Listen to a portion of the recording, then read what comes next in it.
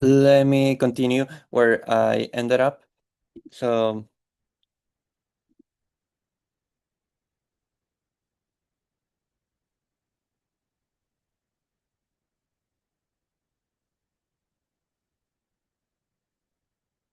okay, so what I was saying here is that again that we have the normal equations, right, that we're trying to solve. So in this case, sorry, let me go back to the Zoom. Okay, here we are. Okay, so in this case, for the normal equation, it is A transpose A. So again, to take the transpose of the matrix, you just turn the rows into columns, right? So this column becomes the first column becomes first row, first column becomes first row, and second column becomes second row. Then I'll just take 1, 1, 1, negative 2, 1, 3. You don't, right, like that's still the same matrix, times C0, C1, and then A transpose is kind of like the same. 1, 1, 1, negative 2, 1, 3. And what was Y? Y is like 3, negative 1, 2. Okay, this is a system of equations that we have to try to solve. Is that making sense so far, so good?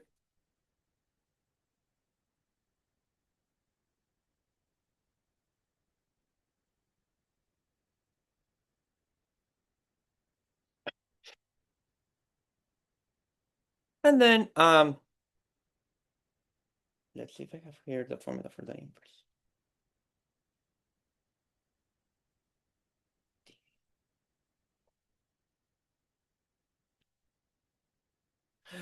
And then, like, you multiply these two together, right? Just to remind you. So this is 2 by 3. This is 3 by 2, right? So that gives you a 2 by 2 matrix after you do the multiplication. If you work it out, you get 3, 2, 2, 14. And then you get C0, C1. Okay, and then you multiply these two together. Again, this one is 2 by 3. This one is 3 by 1. So you get a vector size 2, which makes sense. So you end up getting 4, negative 1 if you multiply everything.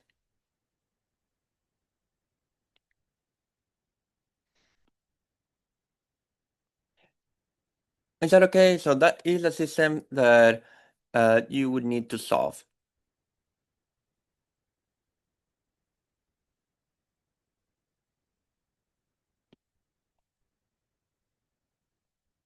And okay, for something like this, when it's 2 by 2, like one easy way to solve it is using the inverse of the matrix, which I would give you like the formula for the inverse of a 2 by 2 matrix. There's like a general formula, which is 1 over the determinant, then I don't know, I think you kind of like have to move around some of the entries. If not, you can just solve it by setting the system of equations, but kind of like regardless of how you do it, you know, like the solution is that this is kind of like 3, 2, 2, 14 inverse times 4, negative 1. And then if you do that, if you multiply all of that together, you'll find that C0, C1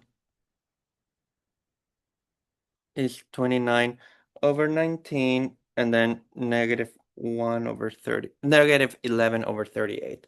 So that is a solution, that's roughly, just to kind of like, if you want to kind of like approximate the numbers to have like a better sense of what the line would be, it's 1.5 and minus 0.29. So that means that the line, right, like the line or the polynomial, remember the polynomial is C0 plus C1x. So in this case, the polynomial would be 29 over 19 minus 1138 times x. So I'm about to show you that how it looks like on GeoGebra, but what that is saying is that among all the possible lines that you could have chosen, this is a line that for those 3 given points minimizes the errors, like the sums of the errors, okay?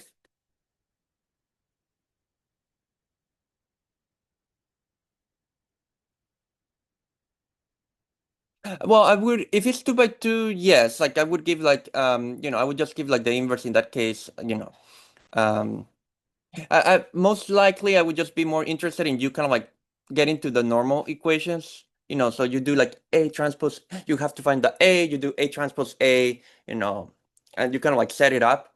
Um, because more than 2 by 2, like it doesn't make a lot of sense to try to set it up in real time. It's still useful to have like some 2 by 2 examples that you kind of like work out completely. And I'm actually going to do the next one, which is also still interesting. But yeah, like if you ended up with something higher than a 2 by 2 matrix, then yeah, I would just be like simplify, like find the matrix A, do A transpose A, like kind of like write it down, like kind of like the actual system that is kind of like ready to go for solving it, but like just like kind of like laying it out. But I do like to have like some examples where you kind of like do like see all the entire solution because it just gives you like a bit more insight, into what it looks like.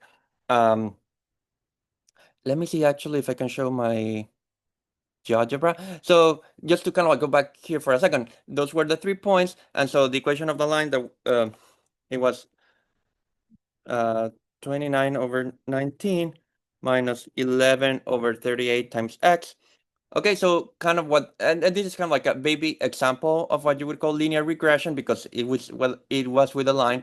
So what this is saying is that again, any other line you would have drawn in terms of like the distance square or the error square would be further away from this line. So this is kind of like the best line possible, of all the lines that you could choose if what you wanted to minimize was this like sum of the square. Okay.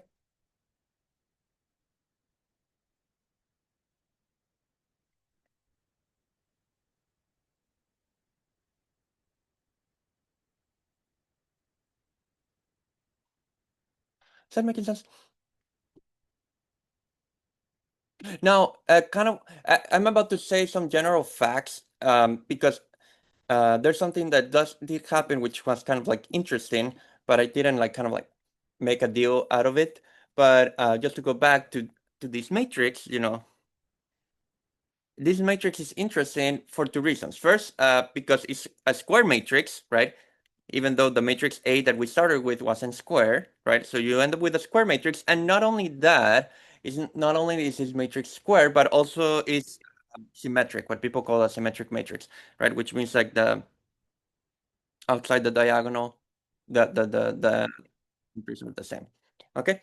Um, and so those two features will be kind of like common in all these problems about polynomial regression that you could solve. But I will kind of write that down in a moment. I just want to kind of like do like in full generality the linear regression case because like that kind of like does show you a bit more extra features which are interesting.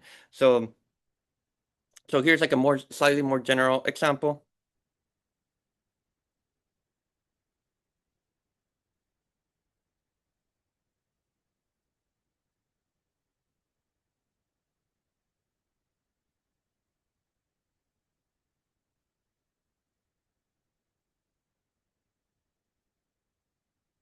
So let's say now that you have not 3 points, but you have n points.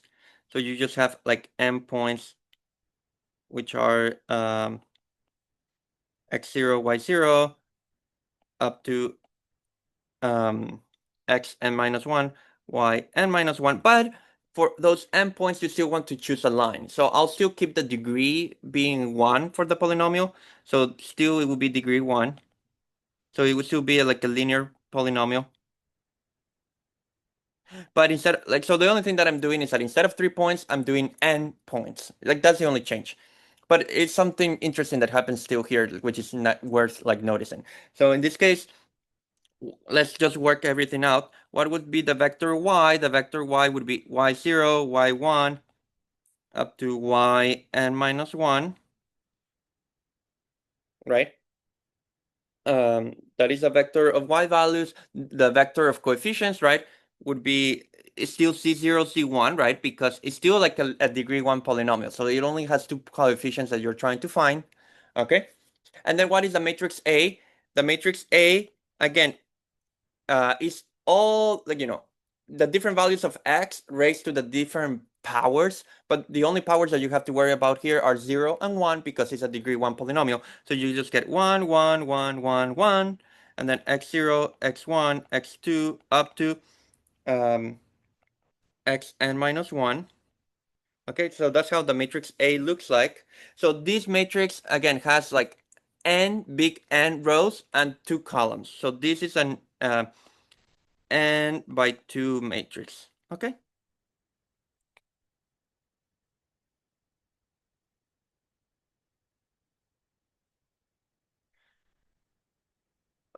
And then what is a vector C? The vector C is a solution to the system of the normal equations. So C solves the normal equations.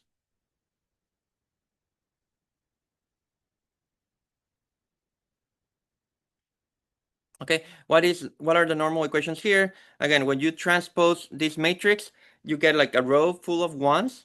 So 1, 1, 2, 2, 2, 2, bunch of ones, and then x0, x1, x2, up to xn minus 1. Let's just put like a dots. Okay. So a bunch of ones, 1, 1, and then 0, x1, up to xn minus 1 times c, which is c0, c1.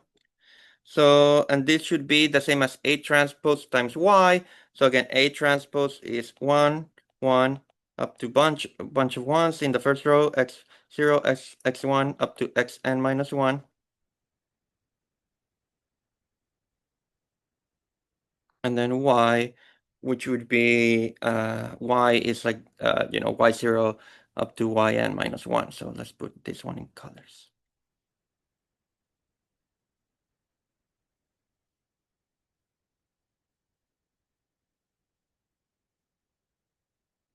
Okay. So that is how the system of normal equations look like.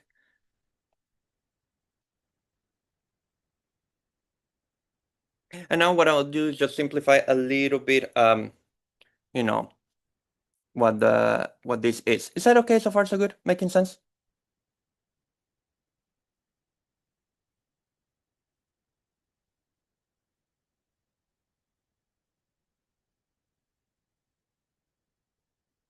Okay, so let's work it out. So again, this is this is the 2 by n matrix, and this is an n by 2 matrix. So what I wanted you to notice is that still kind of like the idea is that in any linear regression, anytime you're trying to fit with a polynomial, the matrix A transpose A is always size 2 by 2. So that's what I wanted you to see here explicitly. So it wasn't because it was only 3 points before. Like it was because of the degree of the polynomial. So if it's degree 1, the matrix A transpose A will be a 2 by 2. If it's a parabola, it will be 3 by 3. If it's a cubic, it will be a 4 by 4. That's kind of like how it will work. So this is going to be a 2 by 2 matrix. What are the entries of the 2 by 2 matrix? So again, you have to do the dot products. Um, so let's see, I got this one.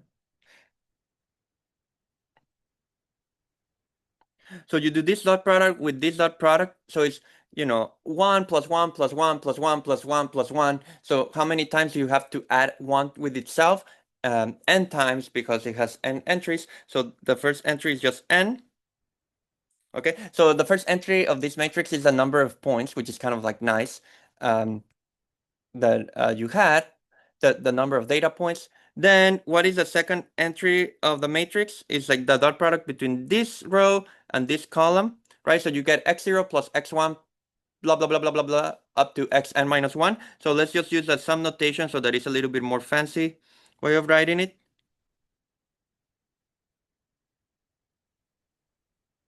Right? And then again, the next entry would be the dot product between x0 up to xn minus 1 with this one, which is still just adding them together. So you can end up getting this.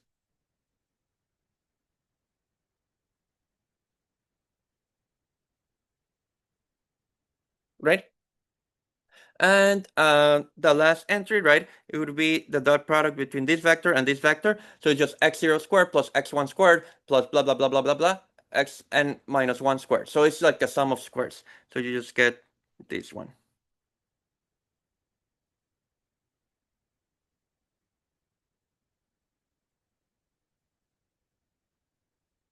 Is that making sense how I've, and this is still being multiplied by C0, C1, right?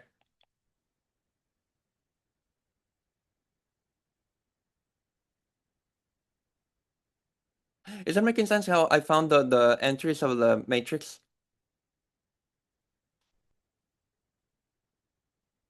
And I still have to do the right-hand side.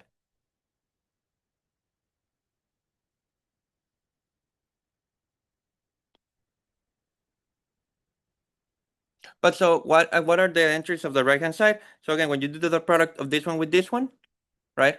When you do the dot product of those two, you get y0 plus y1 up to yn minus 1. So you're still adding here the y values.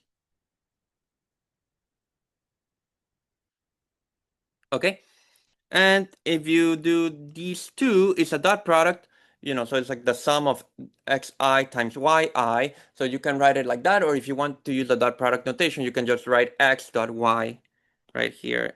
This would be x dot y, where x is kind of like, x here is like x0, x1 up to xn minus 1.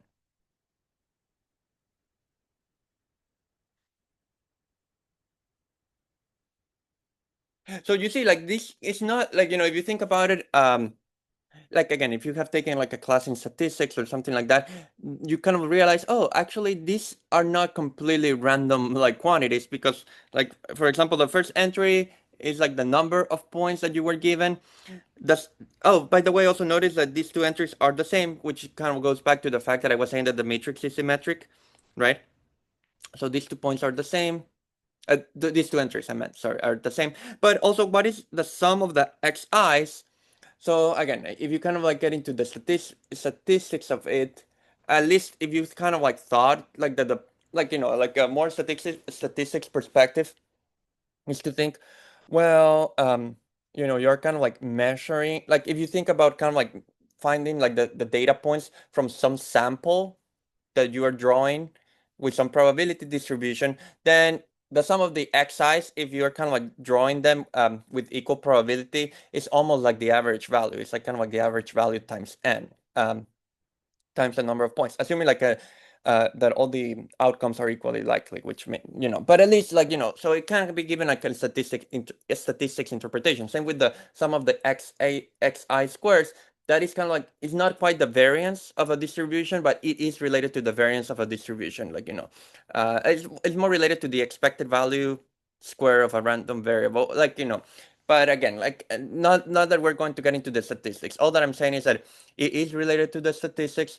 And if you kind of like read this chapter from the book that I just mentioned a couple minutes ago, that does go into more detail there if you want to kind of learn more about it. But in this case, again, what I wanted you to notice is that even in the linear case, so for the point is that for the linear case, it's always a 2 by 2 matrix that you would solve, and regardless of the number of points. Okay, so that is what I wanted you to see from this example. Okay.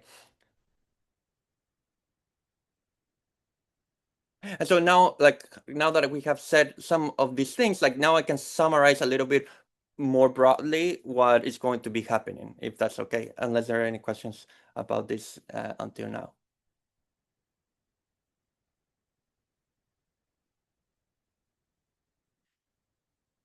Because now we have like a bit more perspective of what what the problem, like what we're dealing with is.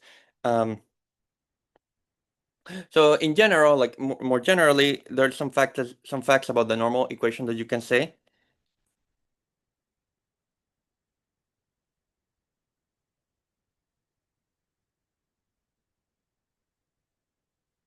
So again, the normal equation would be A transpose A C equals A transpose Y.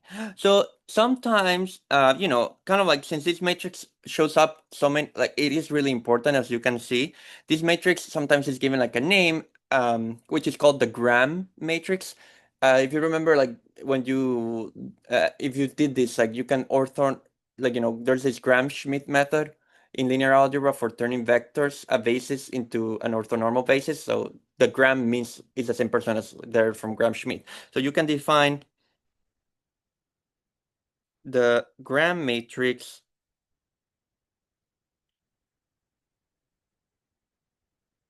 which is just like A transpose A.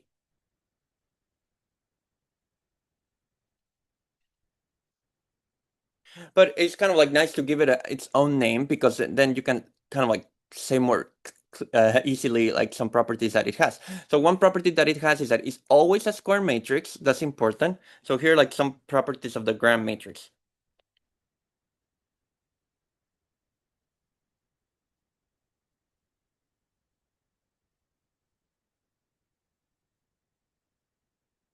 G is a square matrix.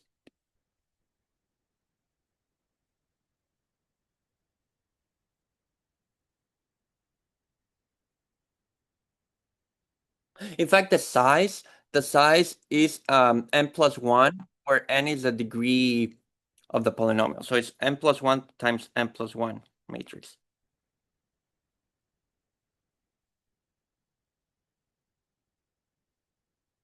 where n is the degree of the polynomial.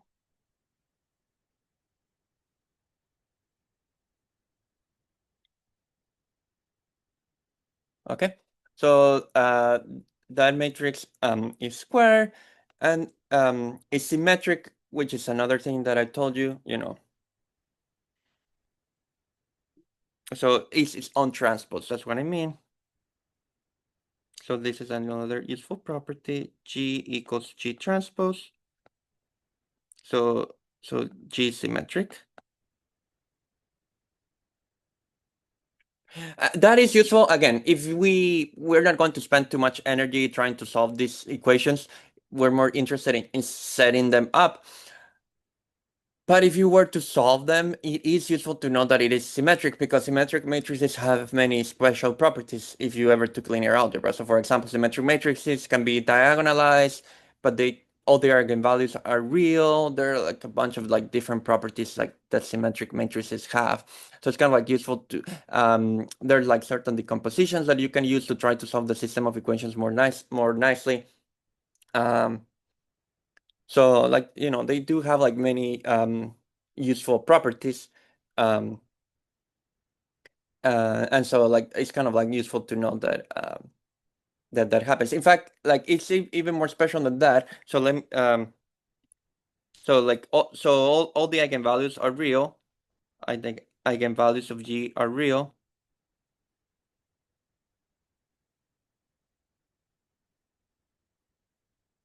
Like in fact, the way it was defined, like we're not going to get into too much of that, but because it's like an A transpose times A, because of this particular form of the symmetric matrix, that is what people call like positive semi-definite, which means that all the eigenvalues are non-negative. In fact, so it's even better than that. So in fact,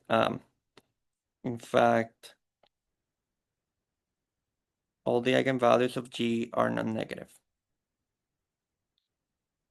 And again, that I'm just putting out some properties that are kind of like useful to know that that these matrices have. Not that we're going to use that much, like the eigenvalue stuff, but it's still useful to know that.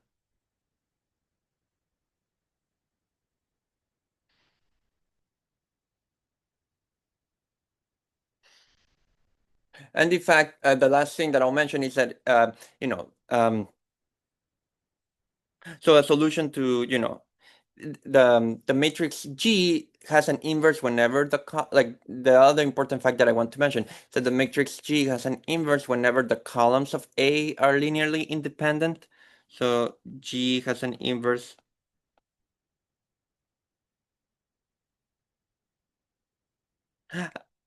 whenever the columns.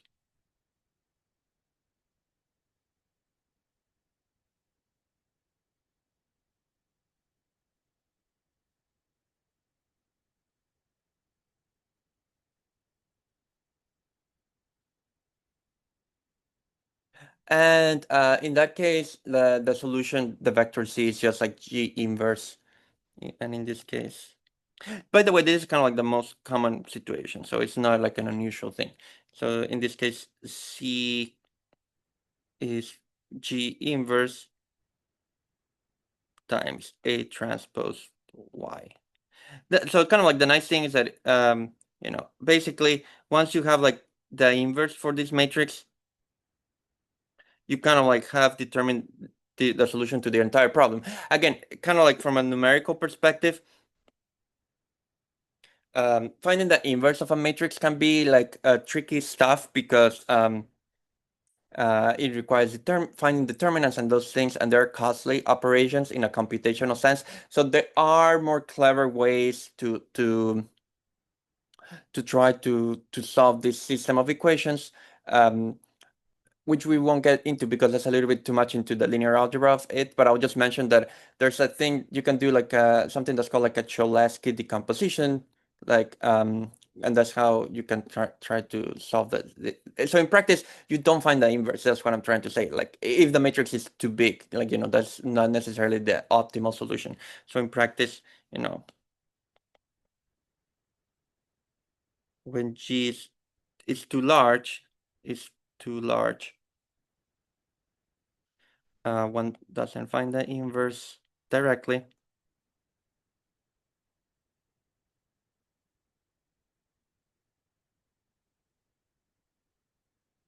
but rather uses the,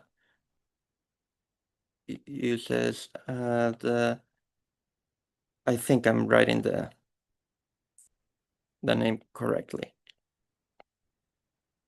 So like these matrices can be decomposed in the same way. Maybe if you ever took linear algebra, there's like a LU decomposition, and there are many ways to decompose a matrix that is like suited to the problem. And so for these particular type of problems, because like the matrix G has so many particular features, then you can do this. But again, for us, what I want us to kind of like do with these problems is more like, oh, if I give you a number of points, how would you set up, how do you find the matrix A? How do you set up the system of equations that you will solve? We're not going to get that much into the solution business because like that is like, like would require like spending more energy on the linear algebra part. And that's kind of like the goal is more like to kind of like show you, okay, this is kind of like a generalization of interpolation. Because when you interpolate, literally the interpolation is supposed to be perfect in the sense that the curve, the polynomial passes through all the points. With this least squares perspective, you are kind of like a little bit more flexible. You no longer care for the curve to pass through all the points.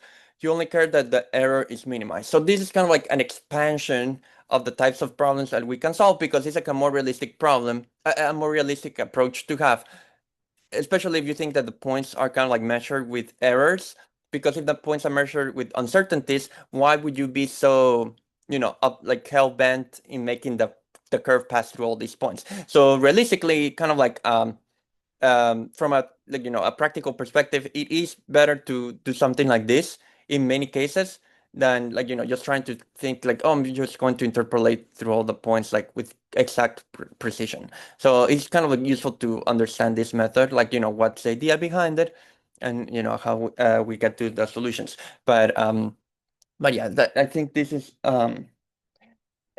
like a good place to end. Um, at least when it comes to this part and for today, because tomorrow we'll start talking about something slightly different. So if again, as always, I'll stay around if someone wants to ask me something else. And for those who came in late, what I was saying is that I will send some problems for you to work on the quiz so we'll have the quiz on Monday, and I'll also post some problems for the assignment that I'll do next Saturday, not this Saturday. And yeah, like I think I should start working on grading the exams like on Thursday or on Friday. So by Friday, I think I should give you your grades back. Okay, but if not, I'll see you tomorrow. If unless you want to stay here to ask me anything else.